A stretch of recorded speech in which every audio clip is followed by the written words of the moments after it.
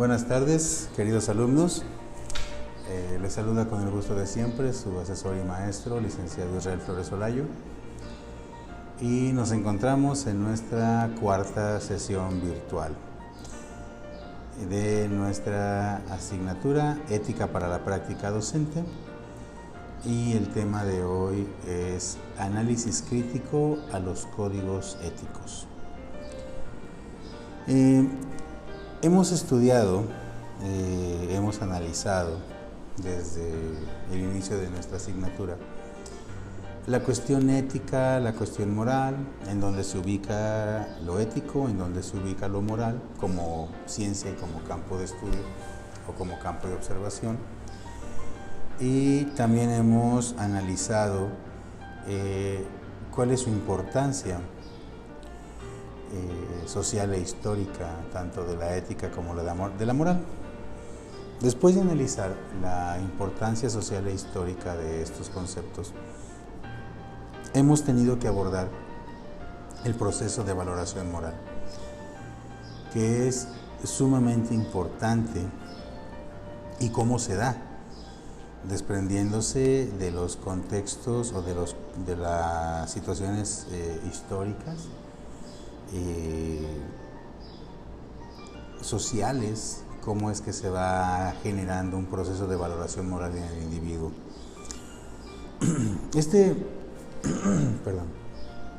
Este proceso de valoración moral evidentemente contiene o se relaciona con algunas cuestiones intrínsecas al individuo que el individuo atesora o formaliza a partir de su observación, a partir de su interacción y también a partir de sus aprendizajes, de la cuestión cognitiva que va alimentando en su persona día con día. Desarrolla ideologías, desarrolla situaciones que lo acercan a lo estético, a lo bueno, a la felicidad, y constantemente se encuentra en un ejercicio de valoración, en ese proceso de valoración. Lamentablemente, por llamarlo de alguna forma, este proceso es un proceso que constantemente se ve afectado por diversas situaciones valorativas, por el medio ambiente, por el contexto, por las relaciones humanas, pero principalmente también por lo que mencionábamos hace algunas sesiones, los sueños, los deseos, las inquietudes, las insatisfacciones, las frustraciones, todas esas cosas que constituyen al individuo y lo definen dentro de un grupo social. La construcción de los códigos éticos es un campo muy importante en el sentido de establecer que todos los que estamos participando de este proceso académico, de este aprendizaje, pues estamos aprendiendo para incorporarnos a un sector profesional, a un sector laboral, dicho propiamente. Este proceso, este procedimiento, obviamente también es parte de nuestros procesos valorativos de día con día, cotidianos. Y es cuando nos encontramos con que el sector laboral, el sector profesional, ha creado códigos éticos, códigos de comportamiento ético. Y obviamente nosotros vamos a hacer un análisis y vamos a realizar una crítica. En ese sentido, evidentemente, la crítica de ustedes pues no tiene por qué ser la de su servidor, y la observación de ustedes no tiene por qué coincidir con la mía. Pero vamos a tratar de presentar estos contenidos unificando criterios, ¿sí? Y vamos a basarnos en un documento muy importante que este autor realiza sobre los códigos de ética. Existe en la actualidad una multiplicación inexplicada de códigos de ética y tampoco contamos con una explicación de lo que quiere decir esta expresión. Un filósofo sabe que no es necesario recurrir a un diccionario de ética para determinar más o menos correctamente el significado de esta expresión, código de ética. Esta situación ficticia contrasta fuertemente con el hecho de que hoy por hoy es imposible o casi imposible encontrar organizaciones estatales, empresariales, educativas y de atención médica que no posean su propio y muy peculiar código de ética. Algo que a mí me habría causado un poco más de conexión con ustedes en este tema es haber repasado en sus contenidos filosóficos o los contenidos de filosofía para la educación, hablar un poco y entender un poco acerca de cómo esto tiene que recurrir a una explicación filosófica, cómo el hombre lamentablemente todo el tiempo ve cuestionada su valoración moral, todo el tiempo se encuentra cuestionándose situaciones morales y para esto tomar decisiones éticas. Esto es sumamente importante porque desde la perspectiva filosófica nosotros analizamos la cuestión de la ley del caos o la situación del caos, la alteridad, la interacción que se relaciona entre unos y otros. Incluso este tema yo lo he trabajado no tan solo en la cuestión o en la carrera de pedagogía, también lo he trabajado en la carrera de psicología. Hemos trabajado de cerca con los futuros psicólogos para hablar de estos temas, porque los psicólogos también tienen un código de ética, los abogados también manejamos un código de ética, los educadores manejan códigos de ética. Pero la expresión, como dice el autor, no nos acerca mucho o no nos posiciona de una forma muy clara respecto al tema, porque evidentemente para comprender estos temas con mayor suficiencia, pues debe haber un estudio previo filosófico, un contexto filosófico muy cercano a la definición de estas variables. Pero abordemos un poco la cuestión de estos antecedentes. Dice, no necesariamente se levantan contra la probable desmoralización de la sociedad. Tiene que haber una razón que explique la multiplicación de los códigos de ética. También debe haber alguna explicación, dicho sea de paso, del hecho de que las palabras de la moral ya no usan ni frecuente ni correctamente, y lo que se oye por todos lados es el reproche de corrupción. Vamos a analizar esto desde una perspectiva filosófica, ética, moral, para poder comprenderlo. Cuando hablamos, por ejemplo, del caos, o la cuestión del caos en la filosofía, nosotros entendemos que el ser humano, el individuo, constantemente se mueve alrededor de situaciones en donde su pensamiento, su conducta, sus hábitos, pues se van a desvirtuar o se ubican en una desvirtuación constante, cotidiana. La palabra corrupción pues viene de corromper, todo se corrompe, así como las cosas entran en un estado de putrefacción, las cosas orgánicamente entran en un estado de putrefacción, la sociedad por consiguiente, por lo mismo, al no tener una estructura moral, al no contar con cuestiones éticas definidas o al no observarlas, pues entonces, al igual que las cuestiones orgánicas, las cuestiones sociales, las cuestiones conductuales, pues también pueden entrar en ese estado de putrefacción. La alteridad también juega un papel muy importante porque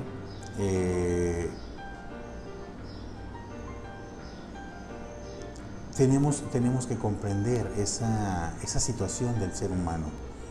Tenemos que identificar esas situaciones en el ser humano. El ser humano trata de hacer valer una estructura moral, trata de tomar decisiones apegadas a la ética, pero el medio ambiente, las relaciones, los sueños, los deseos, las inquietudes, las ambiciones, corrompen esa estructura moral. Si lo observáramos en una figura definida, podríamos establecer que el hombre tiene muy poca fuerza hacia el exterior y el exterior tiene una fuerza inusitada hacia el hombre, tiene una fuerza de impacto superlativa y el hombre no tiene mucho de dónde tomar para poder confrontar toda esa fuerza que experimenta del exterior, es decir, de sus relaciones, de todo lo que hemos establecido.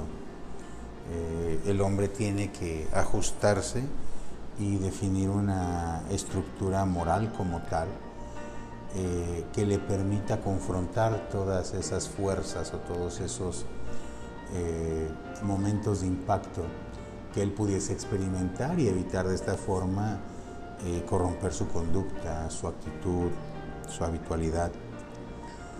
Y efectivamente, esta fuerza de impacto, esta fuerza de choque de todo lo que hay alrededor de él, pues traduce las definiciones, o se traduce en definiciones de que existe una moralidad contra una desmoralización. Siempre va a existir el concepto de que la fuerza de choque va a implicar una desmoralización porque confronta las cuestiones morales y las cuestiones éticas. ¿Por qué razón proliferan los códigos de ética? Una respuesta posible sería la siguiente.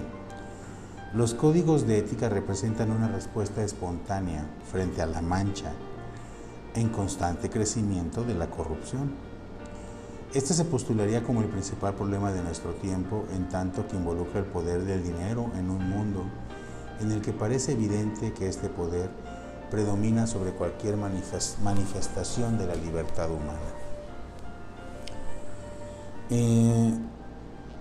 Evidentemente, la proliferación de los códigos de ética se da porque el ser humano, el hombre, se mueve constantemente entre las decisiones negativas y positivas, entre las decisiones convenientes, correctas e inconvenientes. A veces lo conveniente no es lo correcto y a veces esto, fuera de ese juego de palabras, se traduce en inconveniente. Hay que comprender, ¿sí? Hay que comprender todo el cúmulo de situaciones que se pueden desarrollar alrededor de este momento, ¿no? De esta situación. El hombre siempre está tomando ese tipo de decisiones, el hombre se está estructurando a través de este tipo de decisiones.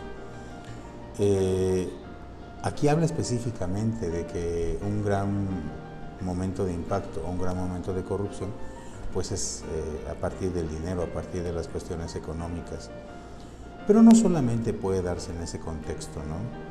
Incluso ya existen figuras catalogadas dentro de los aspectos profesionales que están consideradas pues como ilegales o como inconvenientes para una situación ética o una situación moral.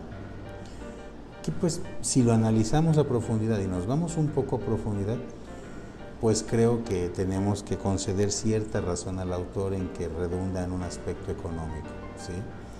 Es decir, por ejemplo, el caso del nepotismo en las instituciones laborales, en donde a una persona se le da una preferencia o un puesto laboral por razón de tener un parentesco con el empleador, con la persona encargada de emplearlo, y aun cuando no tenga la misma capacidad para ese trabajo que otras personas.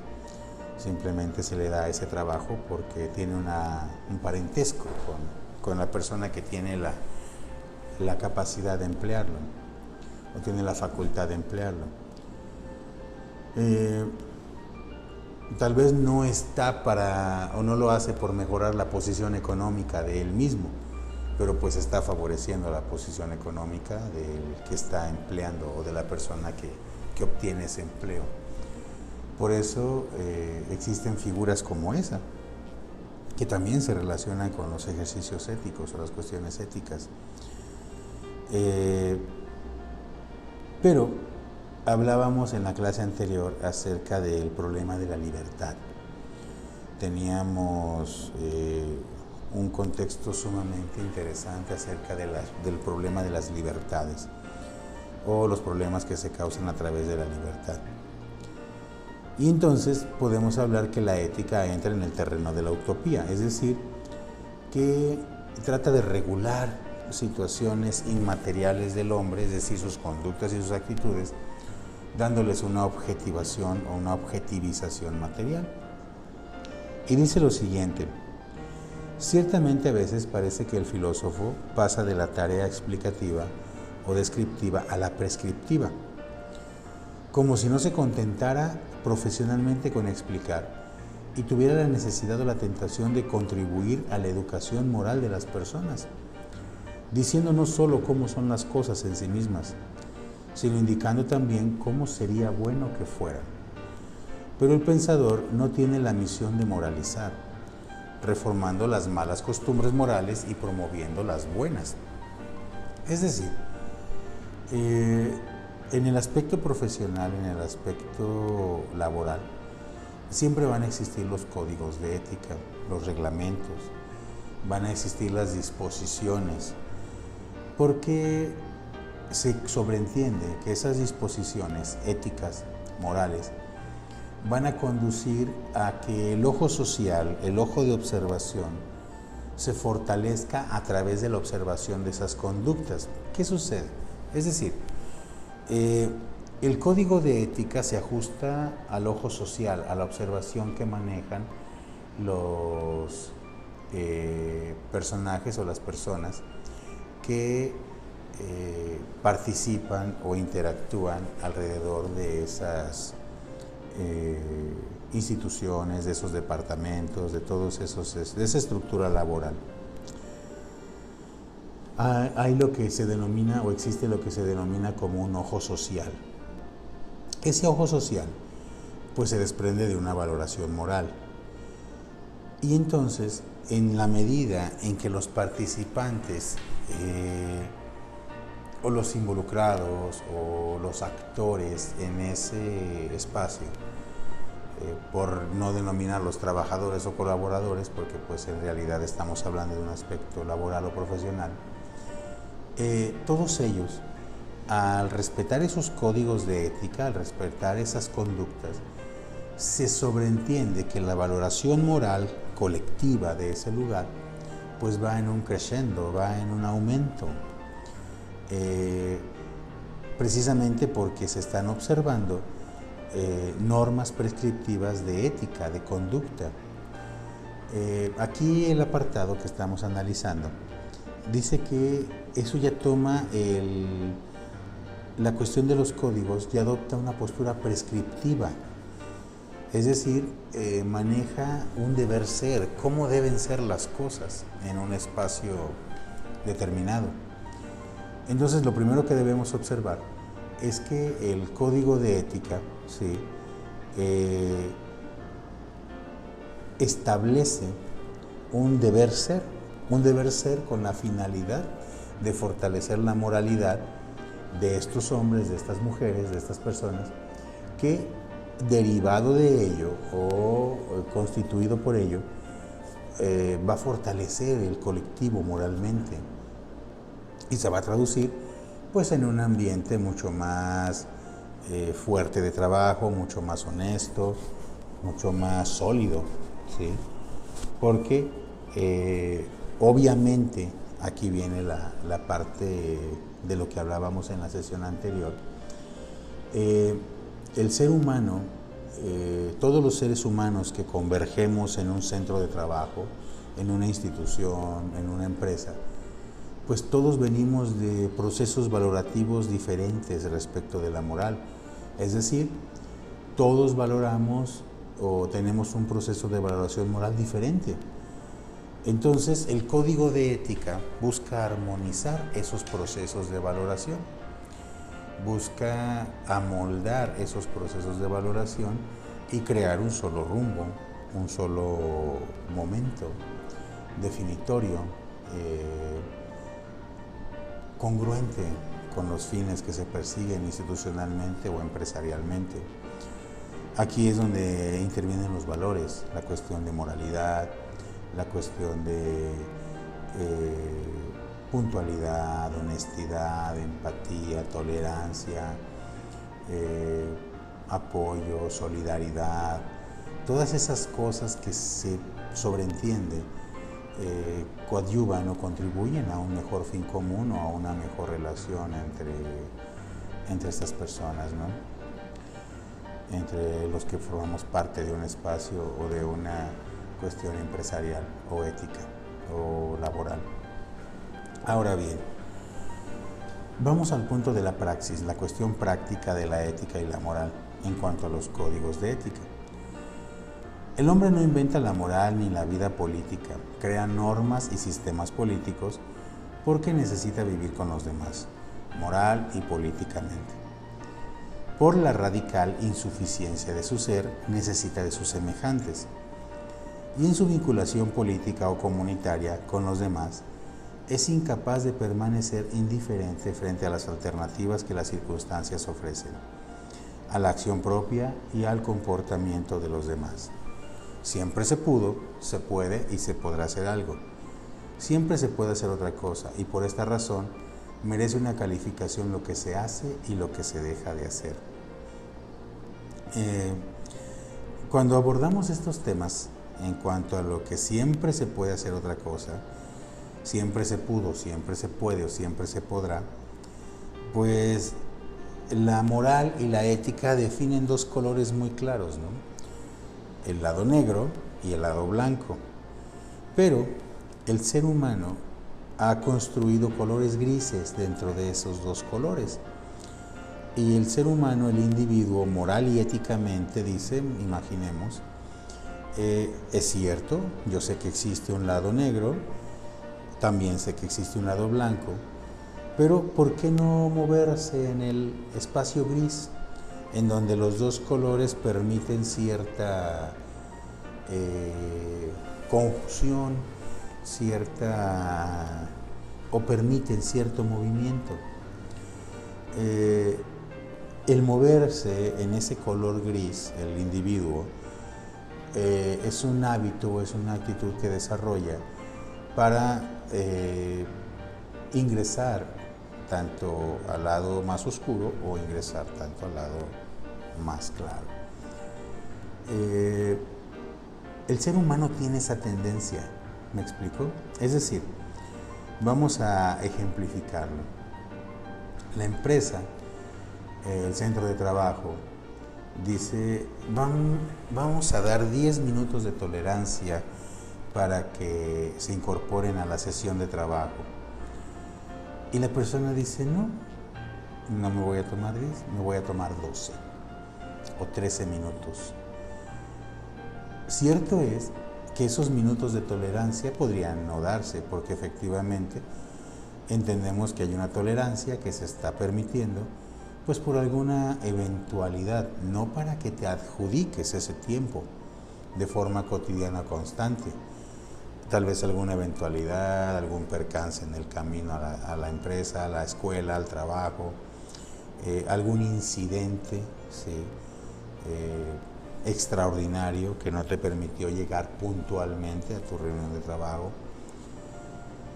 Y entonces el ser humano se toma esos minutos de forma cotidiana porque la institución o la empresa o la escuela le dio el derecho a tomárselos, ¿sí? Le dio esa prerrogativa.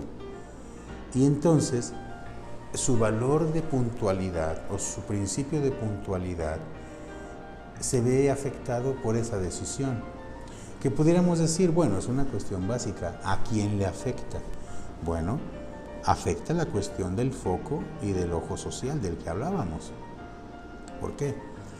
Porque Entonces, esa conducta, esa actitud, relaja y afecta la percepción de los que participan de esa misma prerrogativa. Y entonces, los demás, en ese impacto moral, en ese impacto externo, dicen, bueno, si esta persona puede llegar 13 minutos tarde siempre porque se le concedió esa prerrogativa, yo también lo voy a hacer. Y entonces, lo que era una persona llegando tarde a una reunión de trabajo, ahora tenemos a 20 personas llegando tarde a una reunión de trabajo. Y entonces, eso es a lo que nos referimos cuando hablamos de que los códigos de ética tratan de romper con esa inercia inevitable que se va desarrollando a través de las conductas de imitación o a través de las conductas que se van generando a partir del ojo social, del ojo que observa y del ojo que relaja esa fusión. Es ahí la importancia de que ahora no exista una institución, no exista una empresa, un centro de trabajo o un centro educativo que no contenga un código de ética o que no contenga normas morales o éticas, porque esos códigos de ética nos van aproximando a una construcción colectiva moral pues un poco más eficiente o positiva. Y así como pusimos el ejemplo de la puntualidad, así podemos hablar de muchos otros ejemplos, ¿sí? De la limpieza, del trato hacia los demás, de la honestidad en el trabajo, de cumplir con ciertas situaciones que son importantes en cuanto a los valores y la aplicación de los mismos. Y entonces llegamos a la cuestión de los códigos de ética y el trabajo, donde dice: el trabajo y los actos fundamentales del hombre tienen una estructura comunitaria. Cuando el individuo tiene alguna autoridad moral, laboral o política, es porque la comunidad se la legitima. Sin esta referencia constante y obligada a la vida comunitaria, ningún solo acto humano puede explicarse. Y la existencia del fundamento ético del trabajo se explica solo por referencia a la comunidad. Y no se explica únicamente solo por lo que parecería un misterioso acto vocacional que inexplicablemente mueve al individuo. Cuando estudiaba este tema y lo analizaba, comprendí que íbamos de hablar de cuestiones de ética que también están fundamentadas en el liderazgo y en la representación del mismo, porque nos encontramos con que el hombre, el individuo, logra posicionamientos, y estos posicionamientos dentro del trabajo le exigen una mayor postura moral respecto de los códigos de ética. No puede soslayar su actitud o su conducta al simplemente la facultad o el cargo que ahora ostenta, sino que su posicionamiento, su postura, su lugar, su jerarquía, le exige que no tan solo respete y observe los lineamientos éticos institucionales, sino que también los haga valer, ¿sí? Los haga valer respecto de todos los procesos de valoración moral que existen en sus colaboradores, unas personas que ahí trabajan. Y entonces, no es solamente, como lo dice aquí la teoría, una cuestión de acto vocacional que mueve al individuo, sino porque el acto humano está condicionado a esa estructura. Es evidente y no podemos resumir este tema en algo tan banal o en algo tan superficial como decir que cada quien puede comportarse como quiera y asumir la responsabilidad, las consecuencias de esa actitud o de esas decisiones. Porque entonces los códigos de ética, institucionalmente hablando, no cumplirían con las premisas por las cuales se han creado o los fines para los que se crearon, que es trasladar al individuo o llevar al individuo a diferentes procesos de valoración moral, en donde, si bien es cierto que su valoración moral no es compatible con la valoración moral que imprime un código de ética, pero que observar esa valoración o llevar a cabo una valoración moral diferente le va a aproximar a mejores estados de solidez individual, tanto económica como laboral, como social, en todos los aspectos, ¿sí? Ahora bien, los códigos de ética y el trabajo.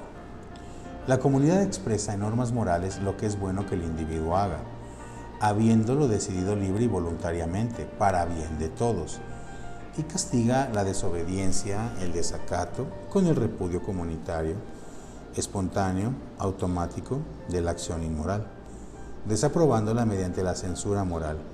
El juicio moral adverso, por otro lado, la misma comunidad expresa, mediante reglas o leyes jurídicas, lo que es necesario que el individuo haga, obligado necesariamente, coercitivamente, quiéralo o no, para bien de la comunidad y castigando la desobediencia con sanciones.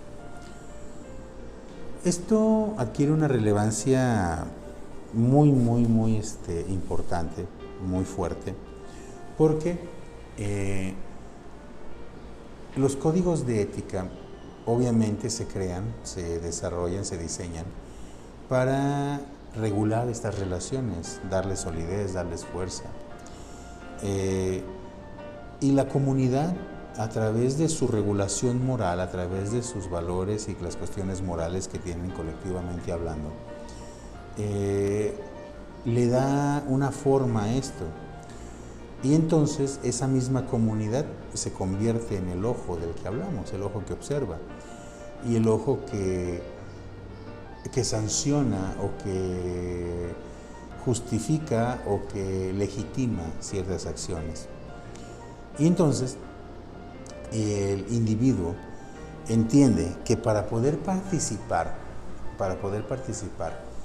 de estos momentos, de estas situaciones, de estos escenarios, el individuo comprende que tiene que ajustarse a diferentes procesos de valoración moral que le permitan permanecer en ese trabajo y que le ayuden a posicionarse en ese trabajo.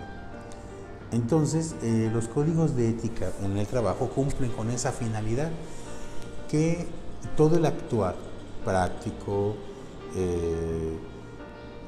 teórico, por llamarlo de alguna forma, o la cuestión de interrelación, la cuestión de interacción entre las personas, la calidad en el trabajo que realiza, la eficiencia del trabajo que realiza, su manejo tanto institucional como social dentro del centro de trabajo, esté catalogado dentro de lo ético, dentro de lo moral. Y al estar catalogado dentro de lo ético y lo moral, esta persona se convierte en un ser aceptable para ese entorno, en un ser digno de participar en ese entorno. Ese es el juicio moral, el juicio valorativo que el ojo social impone al observar que se cumplan todas las disposiciones de estos códigos de ética. Y entonces tenemos, obviamente, que establecer aquí la naturaleza indefinida de los códigos de ética. Para dimensionar el problema que tenemos enfrente con los llamados códigos de ética, podemos establecer algunas situaciones concretas. En primer lugar, ¿qué idea mal fundada se encuentra por detrás de la creencia de que podemos contribuir al incremento de la moralidad humana elaborando más y mejores códigos de conducta? ¿Puede detenerse el aumento de la delincuencia actual en muchos países del mundo creando muchas y nuevas leyes? ¿El aumento de prohibiciones no produce una disminución del incumplimiento? Estas preguntas son muy interesantes y son preguntas que vamos a trabajar en nuestras actividades de esta semana respecto de cómo hacer una valoración para comprender la funcionalidad de los códigos de ética. Definitivamente, cuando hablamos de los códigos de ética, pues hablamos de la situación del deber ser. Hablamos de lo que todo idealiza en cuanto a la conducta del hombre, cómo se maneja la conducta del hombre respecto del deber ser, de la utopía que manejábamos en un principio. Y establecer efectivamente que existe una idea, menciona el autor, que existe una idea mal fundada por detrás de esa creencia, ¿no? Que se puede incrementar la moralidad en base a códigos de conducta ética. Obviamente el investigador, el autor que estamos estudiando o que estamos analizando, cuenta con un acervo filosófico interesante. Yo estuve leyendo su currículum, estuve leyendo su acervo cultural.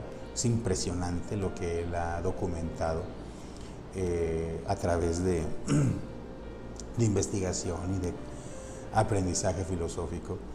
Él tiene una postura muy radical respecto de esta pregunta, pero esta postura surge pues obviamente de todo ese acervo, todo ese embalaje, toda esa suficiencia filosófica que él tiene como investigador, como maestro, como instructor.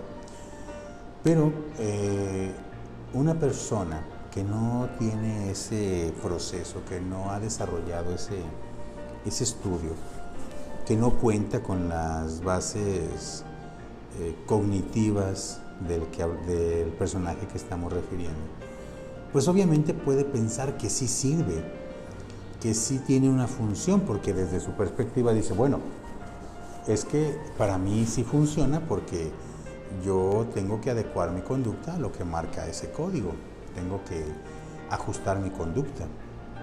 Y eso es lo que vamos a analizar en nuestras actividades de la semana. Si esto tiene una validez o no la tiene, ¿no? En segundo lugar, ¿cuál es la justificación de incluir en los códigos de ética de una empresa o un organismo burocrático imperativos que las personas comunes y corrientes ya tienen por buenas, aunque no pueda o no quieran observarlas en su comportamiento personal? No es posible olvidar el juicio tan desalentador del que afirma conocer el bien y sin embargo admite que obra mal. Esto tiene una situación o una relación bien importante con los procesos de valoración moral. Los procesos de valoración moral tienen su choque o su enfrentamiento aquí. ¿Por qué? Es cierto, cuando nosotros leemos un código de ética, ya sea un código médico, un código de la salud, un código de psicología, un código de derecho, cuando leemos un código, todo lo que leemos ahí, entendemos y comprendemos que es algo que ya sabíamos y que obviamente por sentido común tenemos que hacerlo de esa forma. Pero la cuestión social, lo imperativo de la cuestión social, lo que no nos dice o lo que no da por sentado es todas las fuerzas a las que te vas a enfrentar durante ese proceso de adaptación o durante ese proceso de valoración moral, porque puedes adaptarte o tienes que adaptarte a muchas condicionantes que van a poner en prueba o van a poner a prueba tu proceso de valoración moral o el simplemente saber que esa disposición es buena o es conveniente.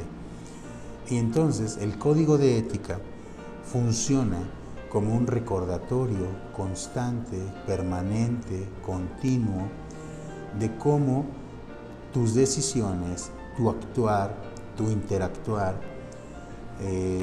tu ser dentro de un espacio determinado como lo es tu centro de trabajo, debe adecuarse a esos principios y fines, ¿sí?, a esas regulaciones específicas, y que independientemente de lo que los deseos, las inquietudes, las ambiciones pudiesen despertar alrededor de todo ese interactuar, tenemos que ajustarnos a un código de ética, regresar a la norma primaria, regresar a recordar que es un momento en el que una persona decide o no